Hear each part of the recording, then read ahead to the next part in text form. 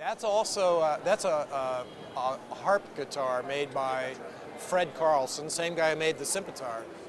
I don't own that guitar. I just had access to it for about a month, and that's you know, there's been a resurgence in interest in harp guitars. They were around, I think, at the end of the last century and early, the end of the 19th century, early 20th century. They got kind of popular. And then they kind of went out of fashion. So they've come back in the last 15 years, and there's a lot more interest. Builders are making them again, and they're coming up with new innovations. So the traditional harp guitar has 6 strings and then 6 sub-basses, or longer, heavier strings that are below the main 6 strings, and they don't have a fingerboard, so they're played. That's why they call it a harp, because you play the note and that's it. You don't fret it. So this is a variation on that. Fred's has not only those 6 sub-basses, but 15 high harp strings, which go above the normal 6. And then on top of that, as if that weren't enough, he's got 12 sympathetic strings. So it's really 4 sets of strings: the regular ones, the sub-basses, the high harp strings, and the sympathetic ones.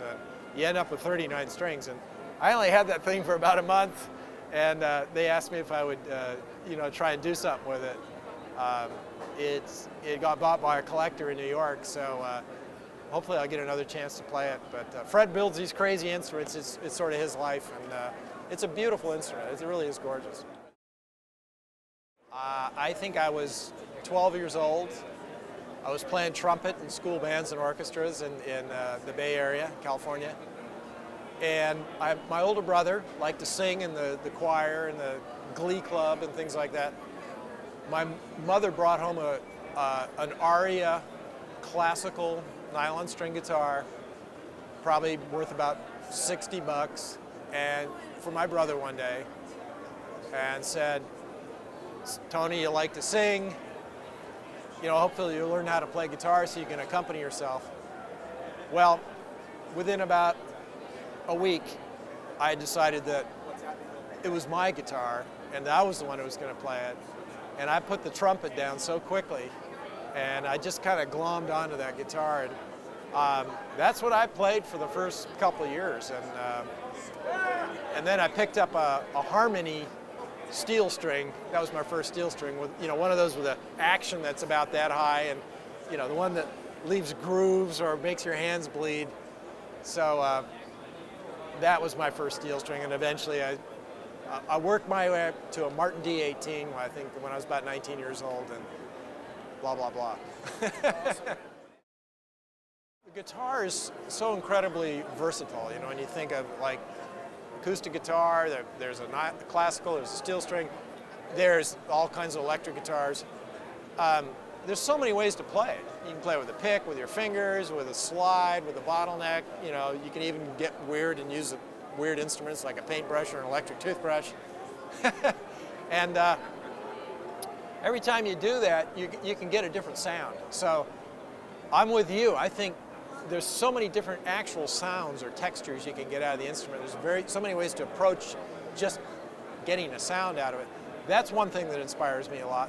And the other thing that inspires me a lot is the guitar is really well suited to setting up different rhythms. And I find that when I write and arrange music, I often start with a rhythmic concept and then bring in, if it's an original piece, sometimes the melody and the harmony, the chords, whatever, come in after the rhythmic concept gets established. And if I'm arranging something like a jazz standard or a Jimi Hendrix tune, you've got the melody, you've got the basic idea, you got the basic rhythm. I'll still play with the rhythm and kind of work out a scheme, so I know I can make it work rhythmically, because to me, if the rhythm is happening, then it hangs together. I love the fact that it's so diverse, that there's so many different ways to play it.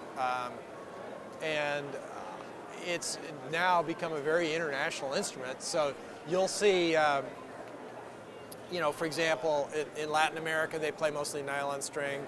There's such a rich tradition of music down there.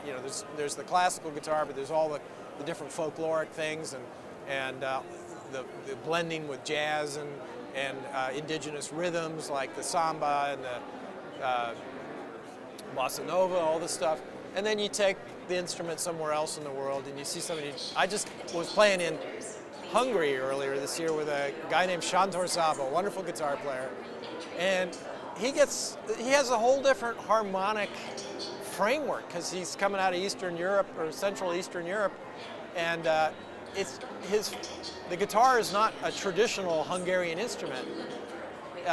You know, the violin or the fiddle is the big traditional instrument there, but there is a very strong music tradition there. So he's taken this guitar and kind of combined it with this traditional sense of harmony and the traditional music, and he's doing some really fabulous stuff with it.